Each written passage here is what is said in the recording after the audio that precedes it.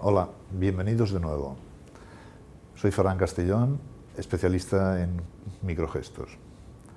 Hoy, como segunda ocasión en que podemos compartir juntos esta experiencia, vamos a hablar de un tema que interesa generalmente a todo el mundo, que es la detección de mentiras. Mentiras, engaños y cualquier falsedad en una conversación. Especialmente quizás aplicado a algunos aspectos de la empresa, como son las negociaciones, la selección de personal o reuniones un poco complicadas o difíciles. Tenemos que tener en cuenta lo que ya aprendimos y miramos la anterior ocasión, que era que los tipos de gestos provienen de dos fuentes. La primera básicamente del protocerebro, la segunda del córtex. Unos son más inconscientes, los otros son más conscientes. También hay otro tipo de microgestos que se generan en el sistema nervioso central, y estos son especiales porque son los que implican pues, un aumento de la respiración, un aumento del sudor, del rubor, de las pupilas, y tienen una especial connotación. Y por tercer lugar tenemos que atender a los gestos que provienen de las manos, que hay tres tipos de gestos de las manos. Lo primero se llaman símbolos, que vienen a ser gestos que de alguna forma todo el mundo entendemos claramente y que significan algo concretamente, el ok, el bien, felicidades. Otros son lo que se llaman manipulaciones, y es que algo de alguna mano o alguna parte del cuerpo toca otra. Generalmente son frotes con las manos y muchas veces gestos como picores, rascadas de nariz, etc. Este tipo de microgestos tienen su importancia, especialmente en lo que trataremos hoy. Y los terceros son lo que se llaman las ilustraciones. Las ilustraciones son gestos inconscientes, la mayoría de las veces, que acompañan la explicación.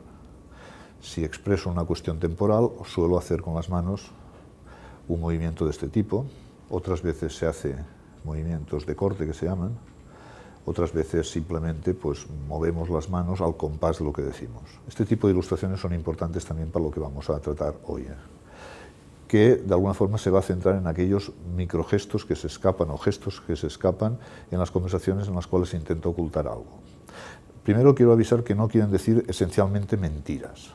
La mentira es un engaño, pero hay muchos engaños que no se consideran mentiras. Por ejemplo, en una negociación, la mayoría de las cosas que se van afirmando durante la propia negociación no son engaños, mentiras en el propio sentido de la palabra, porque no es mentira, pero sí que significan pues, que de alguna forma la persona está intentando engañar al otro, que es cosa frecuente en la negociación.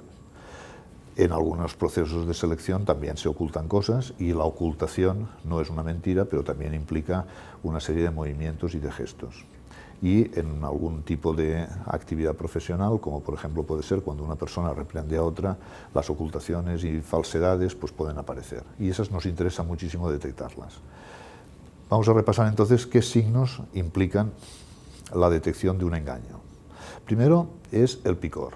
El sistema nervioso central emite una serie de corrientes o de avisos al cuerpo para que éste entre, cuando se pone nervioso, entre en actividad. Y uno de ellos provoca una cierta irritación. No todo el mundo que se rasca le pasa este problema, pero sí que de alguna forma a casi todas las personas les suele ocurrir que cuando tienen una situación de engorro, de violencia, de mentira, suelen rascarse o pueden rascarse. Generalmente pueden ser de este tipo, de rascadas, o de estas, suelen ser los más frecuentes. Tenemos algunos ejemplos para que ustedes los vean. Pueden ser incomodidad, mentira, apuro, dudas. Todo esto genera una corriente de picor que el cuerpo tiene que reaccionar. Es más frecuente en los hombres que en las mujeres. Las mujeres no suelen tener este tipo de reacciones tan frecuentemente como los hombres. El segundo gesto de mentira habitual es la sonrisa. Una sonrisa sutil, ligera, que lo voy a intentar realizar,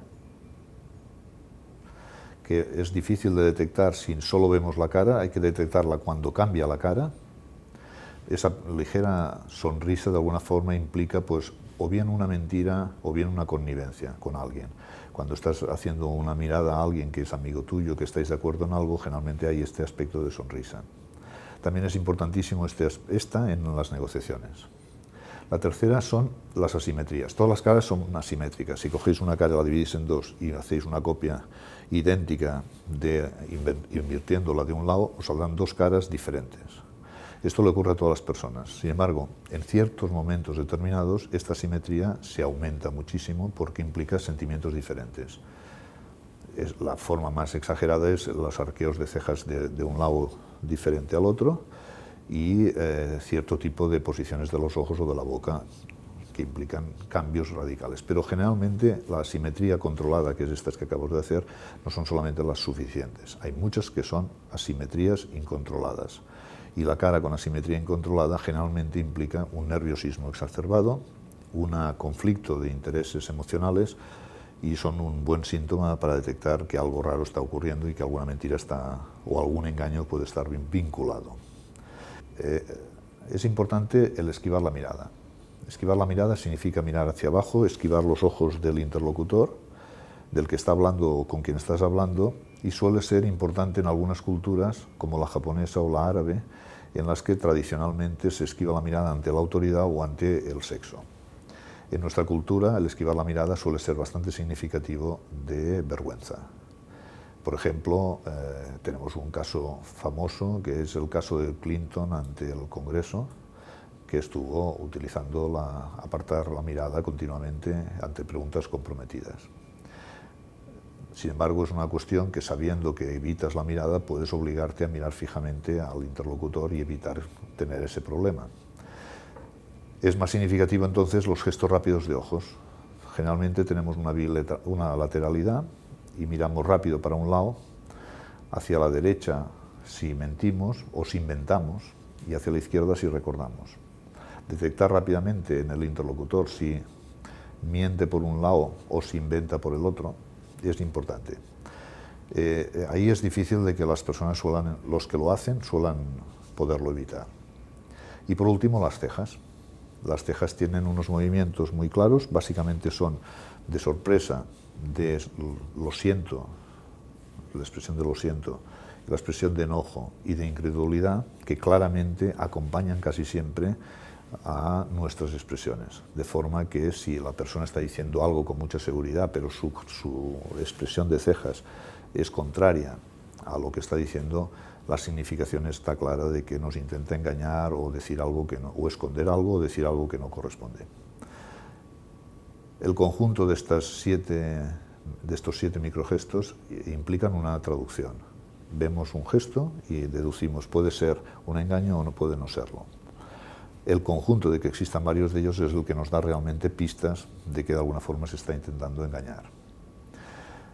En las negociaciones, por ejemplo, y voy a poner un problema, llega un momento en que las personas necesitan saber si aquella afirmación es cierta o no es cierta. En esos momentos es muy frecuente de que alguna de las personas con las que estás negociando, tus oponentes en la negociación, emitan microgestos significativos.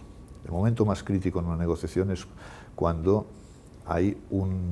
superas lo que se llama el umbral. Si una persona está dispuesta a vender a partir de 7 y otra persona está dispuesta a comprar a partir de hasta 9, se produce un fenómeno. Cuando uno llega a decir la palabra mágica 7, el otro ya sabe que puede vender, pero pueden pararse o no pararse y seguir hasta 9. Si notan que por la cara de alguien han superado ya el umbral mínimo de 1, el que oferta no subirá. Este es el punto más crítico de microgestos en las negociaciones y que hay que estar súper atento a todas las personas que forman parte de la negociación, porque los microgestos generalmente no están en que lleva la voz cantante, sino en los que acompañan a los que lleva la voz cantante, al que lleva la voz cantante. Otra de las características es en los interrogatorios y en la selección de personal. La gente intenta esconder en algunos momentos sus puntos débiles, errores, equivocaciones, y los hace con una sensación de nerviosismo. Y este nerviosismo pues aparece seguramente en algún aspecto de los que hemos dicho. Es súper importante entonces el que nosotros controlemos y estemos atentos a este tipo de situaciones para deducir si aquel con el que estamos hablando pues está siendo cierto y es creíble lo que nos está diciendo o no. Espero que sea de su provecho y muchas gracias por la atención.